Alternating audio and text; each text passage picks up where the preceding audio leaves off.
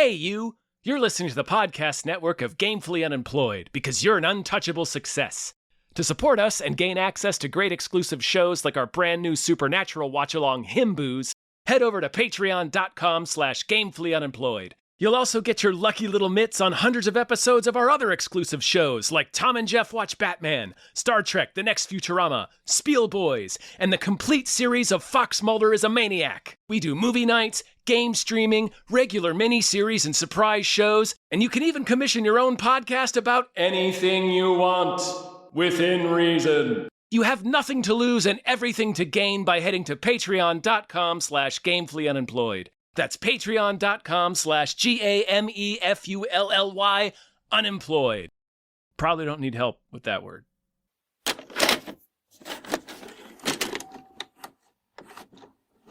It was considerate that the coffin left enough room for the little girl to grow. Yeah, and she probably had her phone in there. She was probably playing Roblox. You gotta feed her something. What's she eating in there? Magic? Yeah. Yeah. Eating magic, I guess? Yeah, bugs, playing maybe? Magic Roblox. Hi, everyone. Hello, everyone. My name is David Bell. My name is Tom Ryman. And we just watched Lee Cronin is the Mummy. Lee Cronin as a mummy. As the mummy. It's Lee Cronin's mummy, not your mummy. Don't you Not put that your mummy mummy. back. Not your mommy's mummy. Your grandmummy's mummy. Can I get 2 slices of pizza? No. Of course, honey. No, you never ever finish 2. Hello? Mr. and Mrs. Cannon, I'm Deputy Chief for the U.S. Embassy. Your daughter Katie has been found. She's alive. This is a big right? This felt anticipated. I anticipated this movie. And I think that personally that's because I had seen Lee Cronin's Evil Dead. Evil Dead Rise, yeah. Wait, I thought they did the first one. Mm-mm. Oh, shit. Evil Dead Rise. No, the first Evil Dead reboot from back in the early teens, when it was 2013, I think, that's Fede Alvarez. You're right. Mm-hmm. Okay, nothing against Fede Alvarez, but Lee Cronin did what I would argue my preferred Evil Dead. I think Evil Dead Rise. I really dug it. Yeah, I was really into it. I haven't seen. Yeah. He also did. Lee Cronin is an Irish filmmaker who also did The Hole in the Ground, which I haven't seen. Yeah, I need to see that. It looked creepy as shit. Looks like they're all like family centered, like horror about family dynamics. Yeah, you're right. So far, Evil Dead Rise. I remember feeling, and I don't think this is the movie's fault. I remember feeling like if we're going to do Evil Dead in the city, we should do Evil Dead in the city. Like it was just an apartment building, and it was like, well, that. Come on, man. I remember our conversation. Statue of Liberty, baby. Yeah, get them out crawling up the statue. Yeah, get them. Have the Deadites knock down the Twin Towers. I don't care. We can Inglorious Bastards this. We can rewrite history. But yeah, I remember our conversation about it. I agreed, but I also like that it's clever that they basically, the apartment becomes the cabin. Like the apartment's the cabin. And like the hallway is the woods. It was kind of cool. I'm guessing they sort of like, they thought, it's my gotta be in assumption one is that place. they're like, we're not giving you that much. We don't have that much money. Yeah, it was gonna be straight to HBO Max. Really? Yeah. They changed their release strategy after positive initial viewings, as I recall. But I do remember it was initially going to be dumped on streaming. This movie, Evil Dead Rise was. Do you consider this part of the like gritty reboot Monsters universe that they've been doing? I'm not sure. Wolfman, I know Invisible Man. I know having his name in front of it is specifically a way to distinguish it from whatever Universal decides to do with their mummy movies, and it doesn't really have anything to do with the Boris Karloff one or the Brendan Fraser one or anything like that. Yeah, so I'm not sure. I'm genuinely not sure. Yeah, I think putting Lee Cronin before it probably wasn't even Lee Cronin's idea. I'm saying it was probably like they legally had to do it. Yeah. You Lee have Cronin's to be like, specific. This makes me look like an asshole. Right, because he's not done that much. Like it really, like I kept thinking, what was it, Precious, based on the novel Push by Sapphire? Yeah. This is like, I mean, say what you will about Sapphire, but thanks to that marketing campaign, I will never forget that Precious is based on the novel Push by Sapphire. Yeah. But yeah, so like this does kind of make him look like pretentious, but I do imagine it's probably like Universal being like, hey now, You can't just Yeah. call a movie The Mummy. We sort of trademarked that in the film space.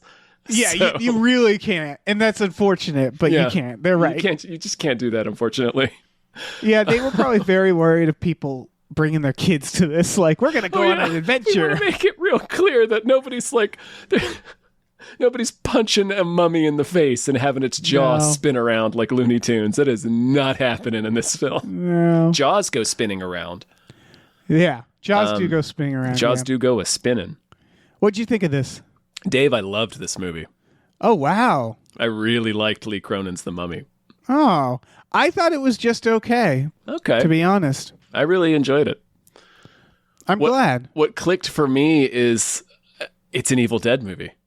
Yeah. I was looking at like, oh. most audience reviews are like great Evil Dead movie. See, when it worked, it really worked. Yeah. I know why you loved this movie. I personally was like, it's not enough of anything. And like I said, I didn't hate this movie. I quite I enjoyed myself watching it. But when I walked out of the movie, I didn't feel anything ultimately for the movie, if that makes sense. Like, I didn't feel too much fondness because my favorite part of this movie was the like thriller investigating stuff. Yeah. Where How it was like, creepy what is. happened to her? Yeah, the movie ultimately, it never really scared me. I just thought, like, all right, if we're going to go Evil Dead with it, or dare I say Peter Jackson, Dead Alive with it. Because I thought, like, I was like, okay, if we're going to be gross. 'cause Same it's gross. same DNA. Evil Dead, Yeah. and that Sam Raimi is. I mean, we just saw Send Help earlier this year. Like yeah. Anyway, Yeah. There's eyeballs shooting into people's mouth, gunk pouring into. Yeah, you guys know the Right. drill. My thought was, if we're going to be gross like that, be funnier. And if we're not going to, or be scarier, I guess. Where it was like, I didn't find this too scary and I didn't find it too funny.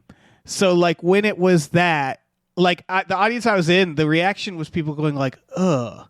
Like not like laugh gross, No. not like scared gross, just disgust. Just general like, ugh. Like someone shitting themselves, you know, Yeah. where you're like, ugh.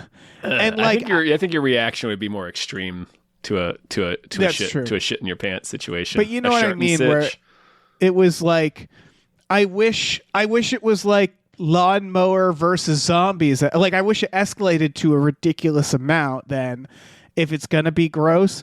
But it was mainly like that funeral and one other scene, and that felt like, and the funeral, it felt like a funny scene, but they weren't.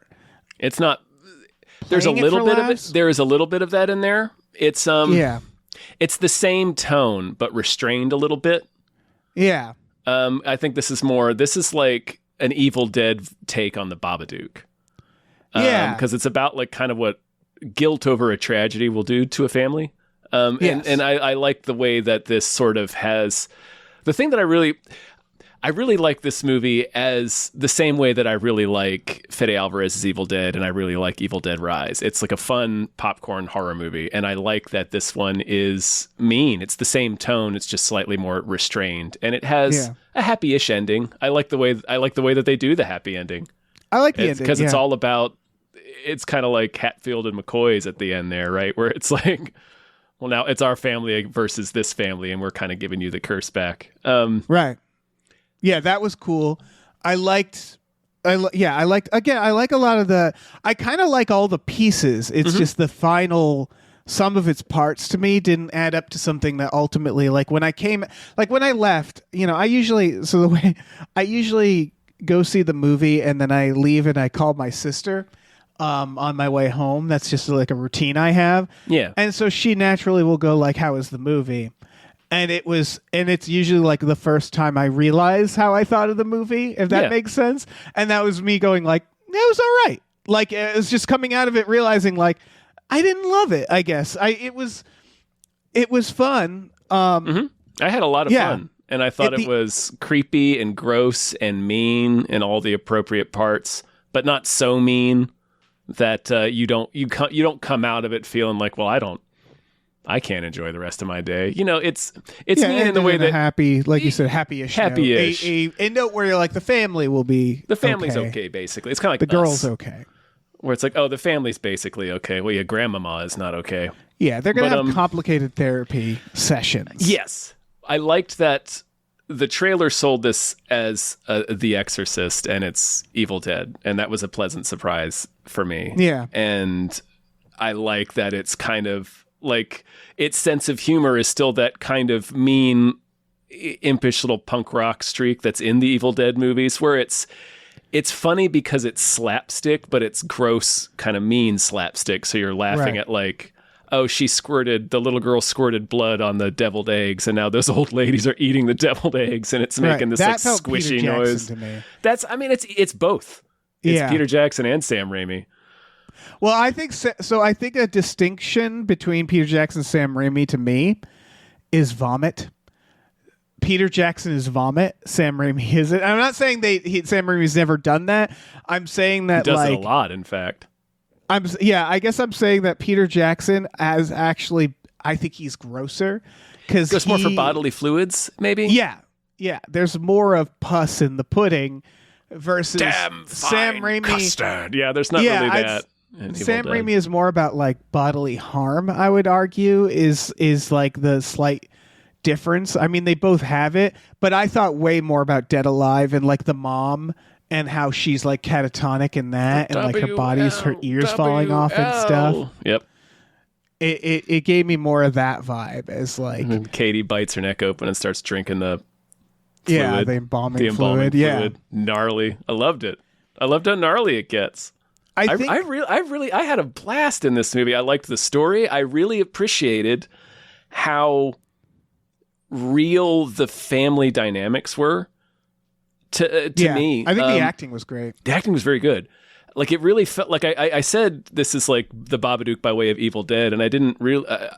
I do mean that kind of jokingly, but also I genuinely mean that, because like I love that they flash forward 8 years after the daughter gets taken, and it's a creepy ass scene where she gets kidnapped. Yeah, and you can tell that the family's disintegrating, but they never have a scene where they sit down and they're like, the family's disintegrating, but it's all in realistic ways. Like, you feel the tension in every scene with the family, and you know exactly what it's over. It's because they all feel guilty in different ways. Like, the little brother feels guilty, the mom feels guilty, the dad feels guilty, and they're not talking about it. And you have the grandma, who looks like she's going to be kind of one character in the trailer, but they also make her like very realistic. She's not like a cartoon character. She's realistically like, she's not like uber religious. Like, this child is cursed, and she's not like a shrewish maniac just nagging the dad into the ground for like, you should have been watching her when she was taken. She's not either of those things. She's just like a realistic grandmother trying to like help her daughter and her son-in-law care for this kidnapping victim. Basically, she's, from their perspective, their daughter was kidnapped and held prisoner for 8 years, like an Elizabeth Smart situation. Yeah, she's traumatized, and she's heavily traumatized. So like, this movie is about that, like, on its subtext, obviously. And I liked that mom's reaction is like, she's not saying, oh, nothing's wrong, but she's like, well, I don't really care about the mystery of what happened to her, because it's not going to change what I do. Like, I'm going to always care for her no matter what it is that's happened to her. I don't care that, I mean, obviously she's turning into a mummy, but like, yeah, I would and then argue dad's that, like, I don't want to deal, just real quick. And dad is like, he's focused on solving the mystery and punishing the kidnappers, because he doesn't want to deal with like, well, the reality of what being her father is going to look like this now. She's going to need constant care, and she's completely catatonic. Like, this could last the rest of her life. And he can't face that. And mom can't face the horror of what she's been through. So they're both avoiding it in realistic ways. And they never have a scene where they sit down and hash that all out. It's just in the performances, and it's in the little bits of writing that you get. And I think that did a lot to sell the movie to me, more than it would have if it just went the more Evil Dead route, where sort of everybody's kind of fodder. Like, they have those dynamics in there to an extent, but in an Evil Dead movie, everybody's fodder. You know what I mean? Yeah, everybody's going to die. Everybody's going to die. Except for like one. Yeah, person. or at the very least get like cartoonishly maimed. Right. Where there's a little bit of that in here, but I like that it's... Anyway, that was my point, is that keeping the acting really sells it, keeping the dynamics realistic, not heavy-handed, very simple, almost to a basic degree. It's like, well, there's not more to it than that. Well, it's like, well, no, there doesn't need to be. It drives the performances, it drives the scenes perfectly well, and it really sells the heaviness of, and the creepiness, honestly, of the mystery, because it's like you're seeing the after effects and you are like, what the fuck did they do to this? Like, you know, basically what's happening. Well, they turned her into a mummy. Yeah, she's some sort of mummy. but you're like, well, how the fuck do we get from A to B, man? Yeah. What happened in between there? So yeah, I really liked that part of it. I thought that was really well done. I think it's definitely cool. I do think it's hard to balance realism with what they wanted, because I mean, I know the movie can't happen otherwise, but you really should. Well, that's another point. It's not the Mummy, like you said. It's Babadook by way of Evil Dead, and I agree with that. I'm like, it's the one thing it's not is the Mummy. And I'm like, call it something else. Make it something else then, because it doesn't feel like... I have this is a personal frustration, is that the Brendan Fraser Mummy is great, obviously. When I first sat down to watch that, I was like, I want a Mummy horror movie. This is great. And then it wasn't that. It was adventure. And I was like, oh, that's great too. And it still feels like no one's done an actual Mummy horror movie where they actually do the Mummy as a horror, like as a modern, like this felt like it was like, we're going to slap the Mummy on it. There's a sarcophagus, but honestly, this would have been better as an Evil Dead sequel, or like as its own thing. Then it doesn't really feel like a Mummy movie, which is, again, like, I think that's going to disappoint a lot of people. I think a lot of people are gonna... They want like I think when I think a Mummy horror movie that's actually horror, I think more of the lines of Supernatural. I think more of the lines of like more like the I guess the Omen, like creepiness, like thralls, like this curses happening, like all that stuff where all that's in here. I think of it less as a physical manifestation, as someone running around on all fours. Being like The Exorcist. Like it just seems like it's not the tone that I personally expected for the Mummy. That doesn't mean the movie's bad. It just means that like it just didn't fit the idea of what is the Mummy, you know? I got you. Like and then there's also just the other thing is like this is a nitpick. They would have put her somewhere. Again, the movie wouldn't exist if they didn't. But like, put her in a facility. I get what they're doing. There's a very funny scene. Funny is the wrong word. Where they dragging the wheelchair up the stairs, and then it cuts to her carrying her into bed, and it was very funny to me because I was like, just carry her up the stairs. Yeah. It's all to say that like the movie doesn't like the reason they use the wheelchair up the stairs is because it's thematically cool and creepy, and like the sound. Yeah, so it's like they're making a balance, right? Where they're doing like a very realistic portrayal, they're telling a horror story, but it has to happen in this house with these giant crawl spaces and stuff like that. Which again, I'm like, that's necessary and fun. It's just that like balance where I'm like I said, I liked the thriller family stuff, and I'm almost like, I wish this was more of a slow burn. I wish it was like more subtle. I think it was for a lot of the movie.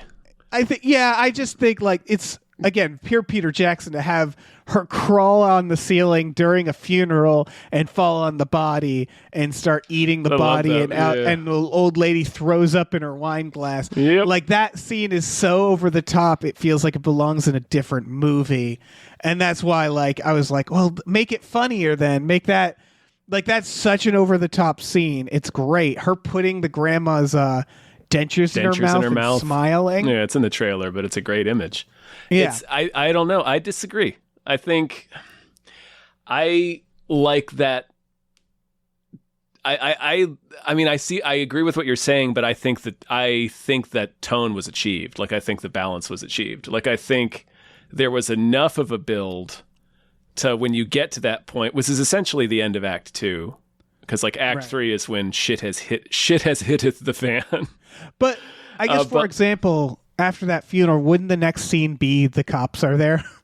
You would assume. The cops are there. You would assume. And that's what I mean is like it's zany over the top, but it's trying to be grounded and realistic. And I think there is sort of it's hard to imagine that funeral scene not ending with cops are here. Like it is. This is an incident. Yeah. Sorry. Go Everybody on. there would call the police. Yeah. Yeah.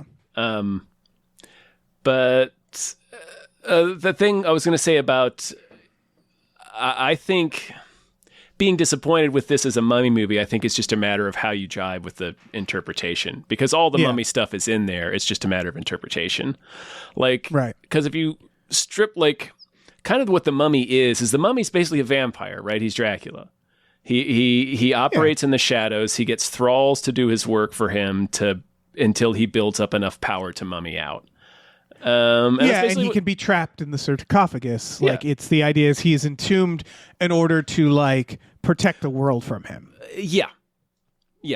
And this is more or less that. Like in this one, it's a spirit that's bound to a physical body, and you have to transfer it to another physical body when it uses one up, or else your ass is grass. For sure. I mean, for the interpretation stuff, like it's so you've got this the one family in the kidnappers is this mom basically who her family has been cursed with this mummy curse, and they are benefiting because they have this big farm in the middle of a desert, but they have to keep feeding this mummy creature new bodies every couple of decades or whatever, and they kidnap this family's child, and that becomes the new vessel. So they have this mummy now, and for instance, what we think is her skin winds up being the wrappings. I thought that was fun. Cool. She's been a fucking mummy the whole time, wrapped up in wrappings. Like she controls the creatures of the desert, like the scorpions and the coyotes, and like there are sandstorms that she conjures both in the beginning to cover up the mom's escape when Kate's kidnapped, and in the end there's a sandstorm that she conjures when she's finally mummying out. She uses thralls. She possesses the brother. She makes the younger sister into a fucked up little maniac. I love that. I love the mystery stuff the most. She does. I'm just arguing that she does all of the things that Ardith Bay does in the original Mummy movie. It's just, to me, this is a broader frustration. Yeah. It's not really the movie's fault. It's the fact of it's like how, let's see if I can give a good example. Like how every version of Robin Hood, they keep making Robin Hoods, but they're like, it takes place in modern times, or it's subversive in this way. And like, I'm not a Robin Hood fan, but if I was, I imagine I would get frustrated and go like, can someone just make Robin Hood? Can you just make Robin Hood? Yeah. And it's that feeling of like, I think there's just like a really good, like more like a more like serious supernatural like mystical version of the Mummy that we've never gotten, where it's like, let's make it an adventure, let's make it like an Evil Dead type. These are all they're all like spins on the Mummy as opposed to just let's do the Mummy. It's hard because it is a fine line. I think about The Invisible Man, where you're like, that's a really good modern interpretation. Is it The Invisible Man? No. But personally, I'm like, I don't think doing The Invisible Man as a just straight up remake would be effective. So it's like, yeah, you want to modernize it to some extent. But I guess tonally, I was like, I was kind of more ready for something that was more closer to Babadook, frankly, like more of like in terms of like the villain and like the vibes of it is it felt like this, again, more Evil Dead. This is a mummy that I feel like you could shoot with a shotgun and it would be an appropriate thing to do. Yeah. Like Brendan Fraser could handle this mummy, I feel like. He could. Yeah, probably. He's handled like 68 mummies. Yeah, he'd be good. He's killed so many mummies. Yeah, I don't know how people are going to feel about that. I think this is like Secret Evil Dead movie, you know, ultimately. Basically, yeah. It's just all the parts are really good. I can't stress that enough. Like, I didn't hate this movie. It's like, I understand why you liked it. Mm-hmm. I just feel like it needed more in one direction or the other, if that makes sense. It needed either like a zanier world, like I felt like it was trying to have it both ways. Yeah, I see what you're saying. It does. From the funeral scene on, it's kind of one movie, and then it becomes Evil Dead for the end. Yeah, because the mystery I thought was really compelling, and I didn't think it was gonna be, because we kind of made fun of this in the trailer, where it was like, what happened to Katie, and it's like, well, I imagine she became a mummy. I think she got turned into a mummy. Yeah, yeah, I think we know, and it's like, but watching it, like, it's not, it's about the why. Like, you're like, I know what. It's still in the movie, you're like, I know what happened to Katie. She became a mummy. Strokes. She's been infected with some mummy. Right. There was like a really cool, like, her getting kidnapped at the beginning. You see the dad's frustration. You even see they tease a little at the beginning. And I don't know if they should have. I actually might have, because this opens with a neat sequence of the family. And I think they're trying to show, like, it's, like you said, it's a family versus family. It family. It begins and ends with the two families, how they meet, yeah. Right, but that family crumbles, and you kind of see, like, there's almost no point to what they're doing. Yeah. They're already broken. They're already, like... You're right that, this definitely has a lot to do with, like, trauma and stuff like that, and how a family deals with that. Because, it's... The beginning is, like, this woman who's... seems kind of a hard ass, driving with her family, who's all like happy-go-lucky to go do this mummy shit, which is very funny. And then they go check on the mummy. Yeah, they just have to check on the mummy, Yeah, come on, kids, we're just gonna go check on the mummy. And then the mummy is like alive, and then I guess the mummy does this. It's like an Omen type thing. Like the guy accidentally gets impaled on the thing that. Gets his jawbone ripped off. Yeah, which was pretty. It was like what? Pretty rad. Yeah. And then from then on, you know that this woman, like they established that she's kind of shitty. Like the idea was he was the light in the family, right? The husband was the guy who was like, I'm keeping this family playful, this mummy family.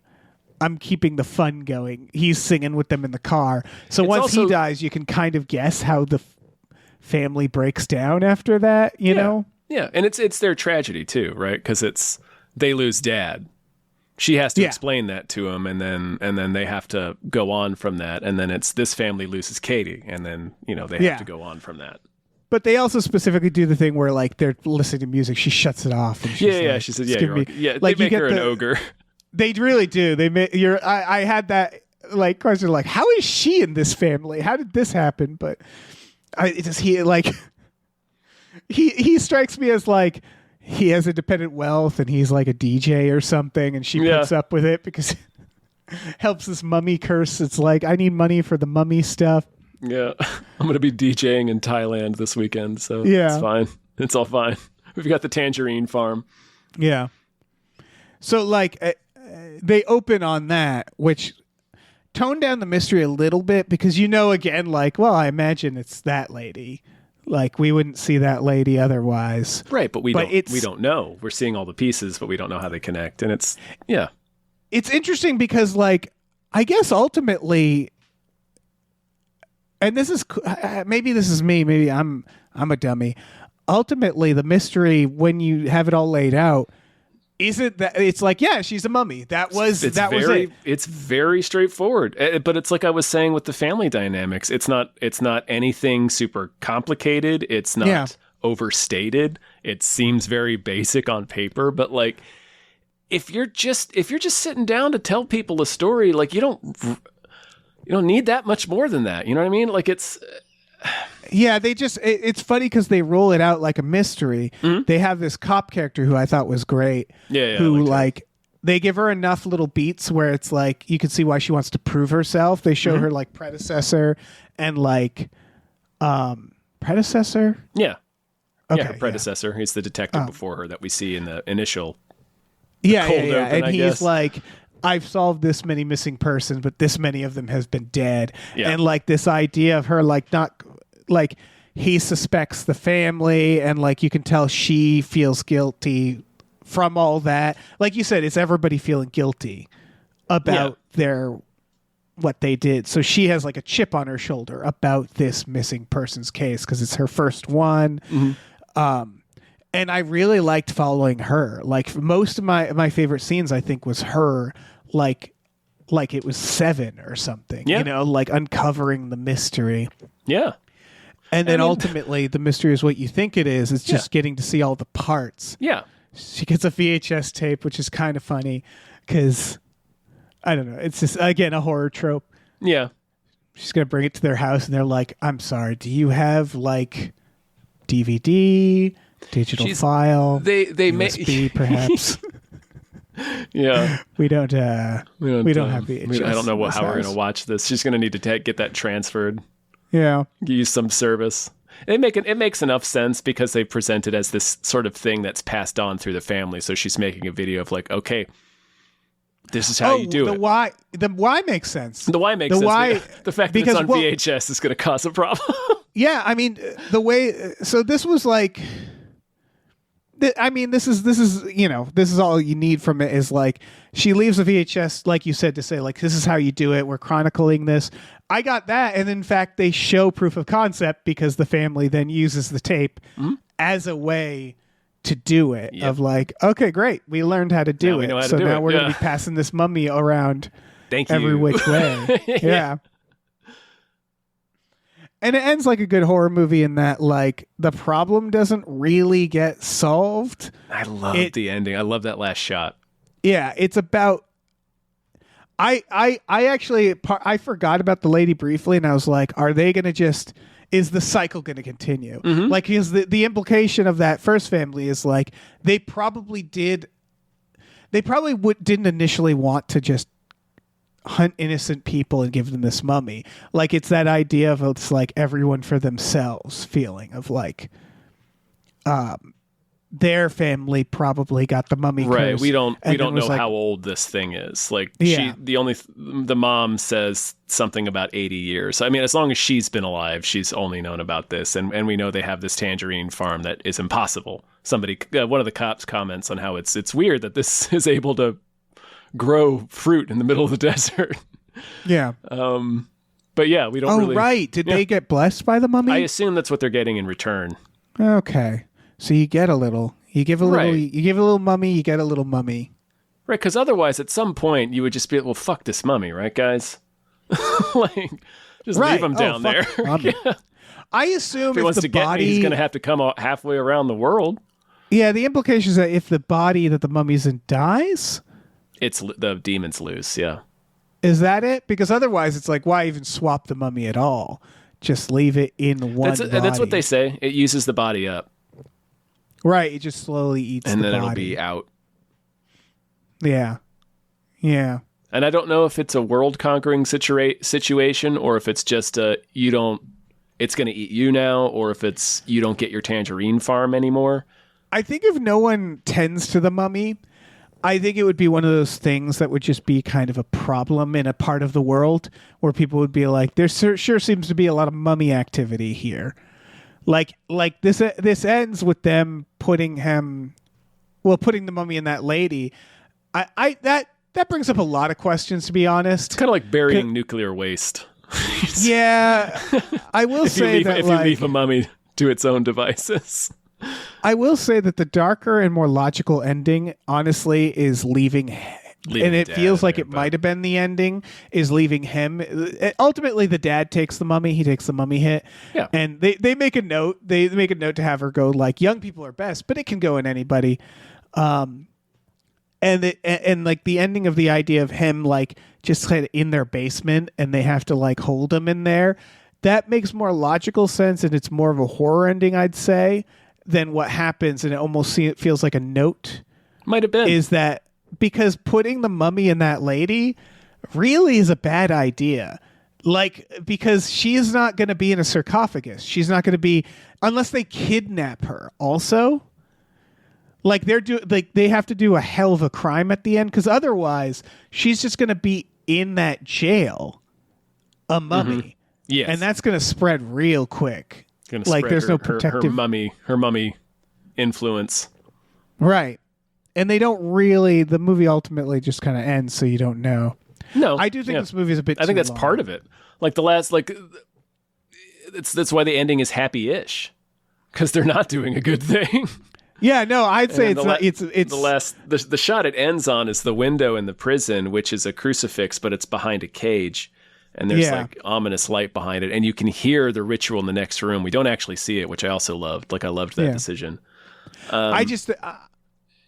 It was a repeated motif of earlier. They have the crucifix window in Katie's room that Grandmama goes through. So it's like, they're reformed, but it's in this cage with weird light now. So it's like, that's family secure, but at what cost? So I agree that it felt a little tacked on because we had the scene right before that was close to the end of like Let the Right One In, where she's like tapping Morse code on the coffin. But I still like the way it was done. I really like the way they handled the happy-ish ending. Sorry. Yeah, I just think it might have been a note because I'm realizing that really doesn't solve it. Like that endangers everyone. It does. But it keeps them safe. Does it though? That's what I mean is like it keeps them safe for now, but the mummy is loose. Like basically they let the mummy out at the end. They stuffed the mummy into that broad. Yeah, but they don't stuff that broad in the sarcophagus, and they don't put the bindings on. We don't know what they do. That broad. I just assume they don't because I'm like, they're in the middle of a public place. Like they're gonna have to do a hell of a crime. But I said what you mean. Yeah, they're gonna have to do a hell of a crime though. Like they're gonna have to break her out. I mean, I guess it's implied because they're knocking her out. I think they want us to think they're gonna do the work of like binding her and all that. I assume, that's part of it. Yeah, I don't know. I'm still lukewarm on this movie. I think it's a little too long too. 1:15 for a horror movie. 1:15? Sorry, 2 hours 15. Oh I guess it was. Yeah, I really enjoyed it. I really enjoyed. I thought this was a lot of fun. I really like it when, like, I like it when someone plays with a premise. Like, what if the mummy was like Evil Dead? Is a fun idea. And I liked for sure taking all the stuff and reinterpreting in a way, like putting it all in the house in Arizona or New Mexico. I forget where the house is, but it's in the middle of the desert. I think it's New Mexico I want to say. I think they say Albuquerque. I think you're right. He goes to work at Albuquerque. Yeah. So, and like we were talking about earlier in Evil Dead Rise, where it's the apartment is the cabin and like the building is the woods. This sort of does a similar thing where it's like, oh, well, instead of being in the middle of the Valley of the Kings, we're in a house in New Mexico, but we're still surrounded by sandstorms and scorpions and coyotes, and she's possessing thralls, and Grandmama comes to life as a zombie, so she's got her mummy zombies too. It's got all the mummy stuff in it. It's just, Evil Dead. I guess the fact that he had done an Evil Dead 2 makes me go like, can you do something else though? Like I don't know. I like Evil Dead, obviously. So like again, the little girl in this is great. Like I like the bits in it. I like the concept of the grandma getting eaten by wolves while they play that song. Yeah. It just to me felt like two different movies. It felt like two different movies that they were trying to sort of merge, and I don't think they mix, because I don't think the grounded side of it can live with the over the top side of it ultimately, because there's too many things that don't make sense.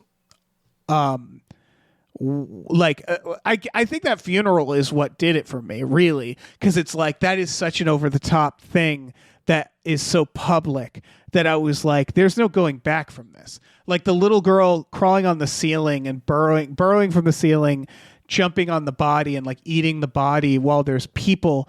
It was sort of like I was expecting, okay, the movie's going to end soon. Like this is going to be a bloodbath. Like everybody at this funeral is going to die, and it's going to go over the top at this point. Like it's going to go out of control. The fact that they like cut to like later that evening and they have her chained up and stuff, and I'm like, wait, they somehow like there's no logical jump in the events that isn't, and then she killed everybody at the funeral, so there's no witnesses.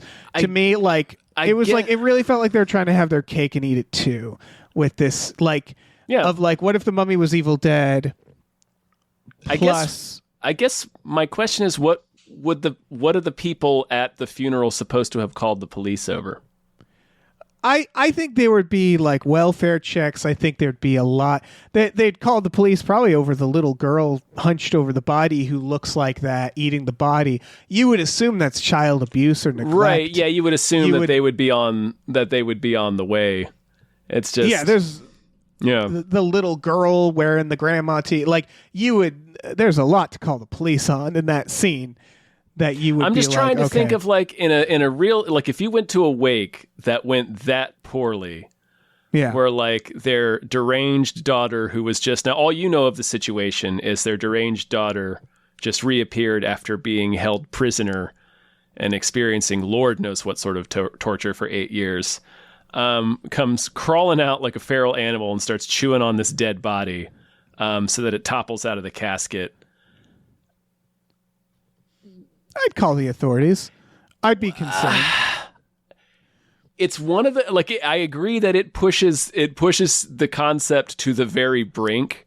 No one sees her crawl on the ceiling, and they make nobody sees that. Yeah, but but then also the little girl acting the way she's acting too, and like I'm saying it pushes the concept to the very brink. But the what I was trying to get out is that it's a family that is going, it's such a huge, grotesque, awful thing to have happened to a family that's already suffering through a huge, grotesque, awful thing that is itself very realistic. That you could see, because I think the rest of the movie unfolds that evening. So you could see a version where everybody doesn't, at the very least, doesn't call any authority figures right away. You where could they're see just a version like, where, oh my God, that poor family, this was fucking fucked up. I don't even know how to process how I feel about what I just saw. I'm not sure if it's, because like you get people who won't call the police on somebody beating their child in public. So like something like this where it's like, well, this is a hideous event, but is it really abuse? Like it's like I said, think it's a big ask. It though. pushes it to the very brink, but. You need to show scenes like this. Like is that like didn't. You need to... That thought didn't enter my head, for example. Like it derailed the movie for you, but it never entered my head until we had this conversation. Oh yeah. So I think it's just a matter of how you're following it. Yeah. It didn't even enter my head necessarily during the movie. It's more of the like, the red letter media you might not have noticed, but your brain did thing. Yeah. Where like ultimately it just felt like something. It felt like. Especially since he had just done The Evil Dead, it's like, what are you going to do? Go around and make every horror movie Evil Dead now? It's that feeling of like, all right, I'm going to put Evil Dead on this. I'm going to put Evil Dead on this. I'm going to put, and it felt like, ultimately, I was like, oh, just make it an Evil Dead movie then, because you're just like, what if the Mummy was The Evil Dead? After just making The Evil Dead, It's like, it's that feeling of like, I kind of wanted to watch something else. I wanted to watch The Mummy. And that's why, like, the investigation stuff, the slower burn stuff, really spoke to me. And it's weird to be like disappointed at those scenes because those scenes are so fucking fun, like the Evil Dead stuff. It felt like it was like, oh, that belongs in a different movie, though. Like that's a really cool idea. I wish you had used it for a more over the top film, or for like not a movie that's like a kind of like was other like. Trying to be a bit of a slow burn, and then it has a little Exorcist that we talked about. Mm-hmm. So like, again, I go back to, I liked each individual scene, but I didn't really love what it added up to. Ultimately, is really where I land. Where I didn't dislike this movie or hate it. I just thought it was good and fun. Like I just still want a different Mummy now. Where I'm like, I feel like we still haven't gotten the horror take of the Mummy. We've tried it with Tom Cruise. We tried we keep trying The Mummy. What does that look like to you? I think something a little more slow burny, a little more like you said, Dracula. You know, like this is the version of Dracula where it's like, for a lack of a better comparison, Van Helsing. No, like you know, where it's like it's a little more like over the top gory. I want a little more like mysterious, like Nosferatu-y version where it's the mummy is more of a presence that's there than a physical creature running around that you can wrestle and that's biting you and shit like that. But I just want someone to try to make something like more scary and less gory, I guess. Ultimately. I gotcha. Yeah. But you know, that's also just me. I just feel like I've been like every attempt to make The Mummy has been a subversion. I've only seen the original, the Karloff one, at least a few times. Mm-hmm. So it's like, it's very Dracula. Yeah. If I recall, it is very Dracula. Yeah. And the mummy himself is like, he's a presence, you know, like he's the guy that's moving around doing all the stuff for himself. Yeah. He's a weirdo. Yeah, and maybe there's a bit of a mystery into like trying to discover who Ardith Bay really is, and then they learn he's the mummy, and it's this whole thing. He's a mummy. He's a mummy, you know. You know, it started out as kind of a Dracula ripoff. So I don't know. I see what you're saying. I think every version we're getting of the Mummy thus far is a different version of a monster movie. So it sounds like you're saying maybe try to do a version of the Mummy that's not a monster movie. Yeah, I guess so. That's a little, yeah. I think you're right that they don't want to be Dracula. So they're probably like, I mean, I don't know what they're doing internally. I think with some stuff like this, it's just who has an idea. Yeah, who has an idea for the Mummy? And since it is basically the Dracula story, I really enjoyed this twist on it. It was really cool. They even sort of have a bit of an homage to it where the mummy's sarcophagus falls out of a plane. Yeah, that was cool. I like the sarcophagus a lot. Yeah, the sarcophagus was cool. Yeah. And that's sort of like referencing the Demeter. Yeah. And there's this whole thing about, the sarcophagus wasn't supposed to be moved. And anyway, I see what you're saying. I regard it as the movie is suspense. It's a pot boiling, and when the release is all the Evil Dead crazy shit at the end. And whether you thought that matched is, you know, I thought it worked. Oh yeah. I think it's very fun. I don't know. Yeah, I got you. Yeah. But yeah, I don't think I have anything else to say about it. I mentioned that the acting's really good. Again, like everything's really good. Oh, I guess that's the final thing, is that I think what it also came down to is, and this is subjective, but I didn't find it scary. I found it tense all the way through. Very tense. Very just. Yeah. Yeah. I'm waiting for something awful to happen, and it does. Yeah. All right. That's all I got. Yeah. Hey everybody. Hello. Thanks for listening. Didn't see you there. We have listen folks. Hi. Mm-hmm. Hello. Hi. We have a Patreon. We sure do. Patreon.com/gamefully unemployed. GAMEFULLY unemployed. We have exclusive podcasts on there, like Tom and Jeff Watch Batman, Fox Mulder is a Maniac, Star Trek The Next Futurama, Spiel Boys, what am I forgetting? Himboos, our supernatural podcast. Oh my God. Would those Winchester boys deal with this mummy? Would they? If you told make her 1 year older, because I think she's 17 in this. Right. They would be like, call me when you're 18. Yeah. If Katie was like 18, 19, then they'd be a hot mummy, a hot teenage mummy. Yep. A babe. Yeah. They go for that. If you make, I'm sorry, I should have more specific. If you make Katie a babe Age Yep. Katie up and make her a babe. They'd be all over it. We also watch movies every Friday night with our patrons. I'm guessing we'll watch this movie because it's fun to watch. So like, this seems like a fun Friday night. We've watched Evil Dead Rise. We have. But like, yeah, we watch 2 movies back to back every week on our Discord, and it's fun. You can join us. So do that. Do it.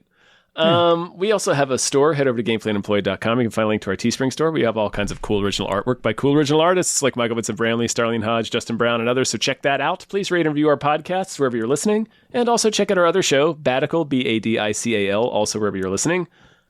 Watch out for the mummies, man. Yeah. I Watch just realized out for strangers with candy, Dave. Yeah. They may be trying to turn you into a mummy.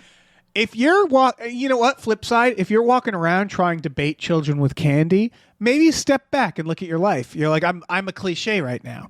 I'm a cliche. How, right? I'm How did baiting it get children to with this candy? point? Yeah. That my husband got his jawbone removed, and now we're trying to lure candy. Now we're using candy to lure children in to trap our mummy. I think that might be Things rock have gotten bottom out of for hand. you. Yeah, I think I've hit rock bottom. I think I I need need to to- evaluate some of my choices. Is a tangerine farm really worth this? Yeah. Is it? All Maybe- them maybe just move tangerine on. bucks.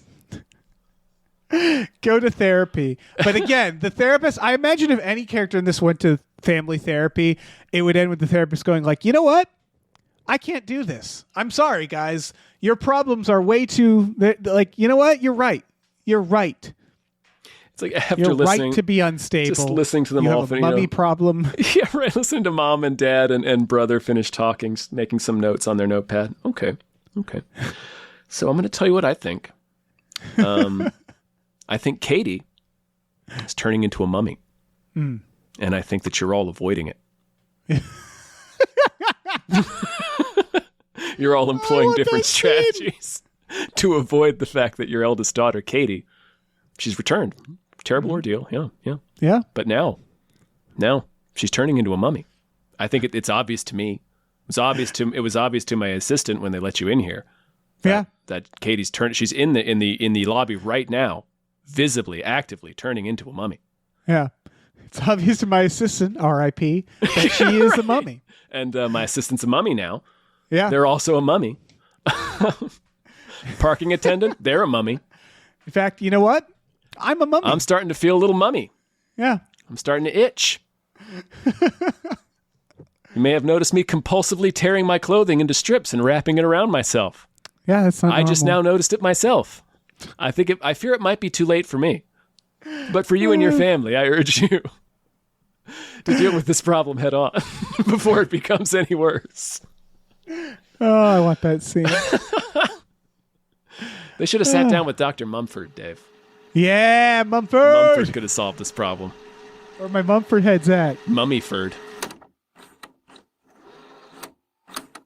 Hey, listen, our music is produced by Chris Corlew. You can find him on twitter.com as the Corlew or go to shipwreckedsailor.bandcamp.com.